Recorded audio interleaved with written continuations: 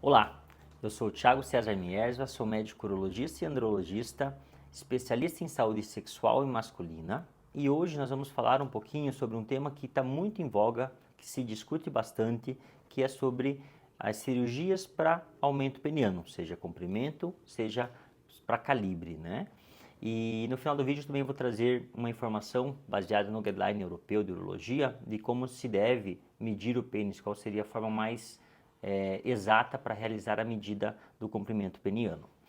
Bom, antes de darmos sequência, então lembra de seguir o nosso canal, então clica para se inscrever aqui, ativa o sininho de notificação, não esquece de deixar seus comentários, deixa seus elogios, suas críticas, suas dúvidas, compartilhe esse vídeo com as pessoas que você julga que precisam saber essa informação, com seus amigos, seus colegas. É muito importante que informações de qualidade cheguem a essas pessoas para que todos possam saber um pouco mais sobre essa questão de sexualidade.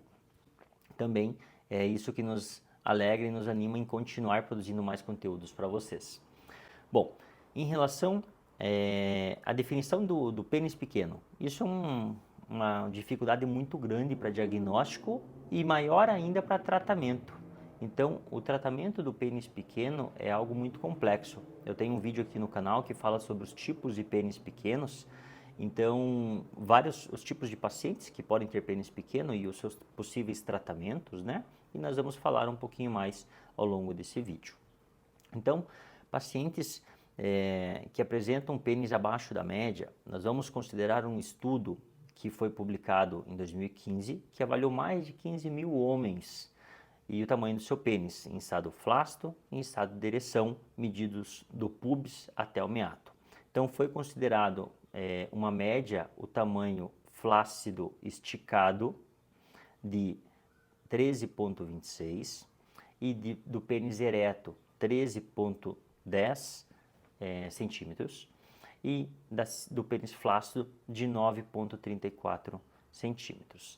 Também em relação à circunferência, a circunferência no estado flácido média foi de 9,3 centímetros e no estado flácido e também no estado ereto de 11,1.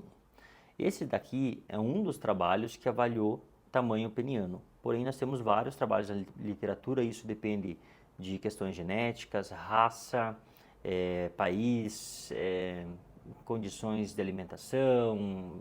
Existem vários fatores que influenciam o tamanho do pênis.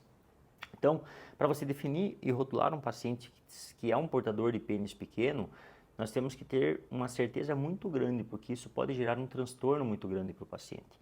Então, quando os pacientes me buscam no consultório, relatando que tem um pênis pequeno, ou às vezes é uma angústia da mãe que leva a criança para uma avaliação, achando que o filho tem um micropênis, ou o próprio paciente que tem uma angústia com o seu pênis, com o seu tamanho, uma vez que ele é bem avaliado, medido esse pênis de forma adequada e às vezes instruído esse paciente sobre o seu tamanho real do pênis, pode ser que ele se resolva nesse exato momento, entendendo muito bem esse conceito.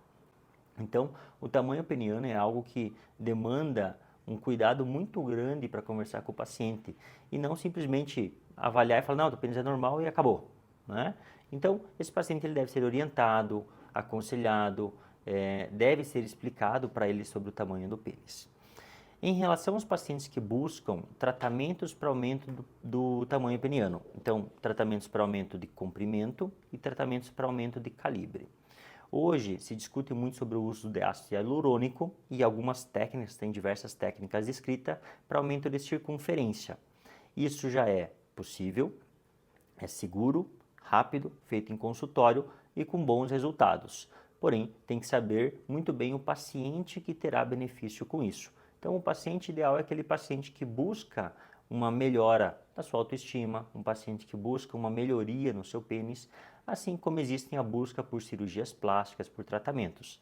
E nós sempre temos que ter cuidados com aqueles outros pacientes que eu citei no vídeo anterior, que são pacientes que têm transtorno dismórfico corporal, pacientes que têm a síndrome do pênis pequeno, pacientes que têm alterações congênitas do pênis. Então, são pacientes, micropênis também, são pacientes que demandam de um cuidado multidisciplinar e uma avaliação um pouco mais aprofundada sobre isso. Já os pacientes que buscam tratamento para aumento de comprimento do pênis, existem tratamentos cirúrgicos, existe a possibilidade do uso de extensor, porém tudo isso ainda é muito discutível. Nós vamos ter um vídeo mais à frente falando sobre comprimento peniano. Atualmente a indicação é apenas para pacientes que realmente têm um micropênis ou que têm uma condição adquirida que reduziu o tamanho desse pênis. Nos outros casos, nós não recomendamos cirurgias para aumento peniano. E existe um grupo de pacientes que é aquele paciente do pênis embutido, que é um paciente que tem um pênis normal, porém esse pênis ele não está aparente, ele não está para fora. Esse é o paciente obeso, é o paciente que tem uma doença inflamatória da pele do pênis, é o paciente que tem uma sinéquia pênis-escrotal, que é aquele pênis alado, né, tem implantação alta da bolsa escrotal. Esse paciente ele pode chegar relatando que tem um pênis pequeno e esse paciente vai ter um grande benefício no tratamento, muitas vezes junto com cirurgia plástica, mas sim no tratamento de lipoaspiração de suprapúbica, dermolipectomia suprapúbica, tratamento com escrotoplastia, faloplastia ventral, tratamentos que vão melhorar a questão visual do pênis, deixar ele mais exposto. Mas esse paciente não vai ter um ganho de comprimento real, apenas de visibilidade desse pênis. Então esse grupo de paciente vai ter um grande benefício. Então, os pacientes que buscam uma questão de melhora de autoestima, pacientes que têm um pênis embutido por alguma condição, são pacientes que vão ter uma certa melhoria com os tratamentos para estética genital. E agora, aquilo que eu tinha falado no final do vídeo eu iria explicar, a principal medida que se utiliza para avaliação do pênis é na região dorsal, na parte de cima do pênis, com uma medida desde o osso púbico até a ponta do pênis, até o meato uretral, é a medida real. Então, o pênis flácido esticado, medido nesse sentido, ou só flácido também, ou em ereção, seria a medida pubis meato. Essa é a medida que se considera a principal medida hoje para avaliação de comprimento peniano.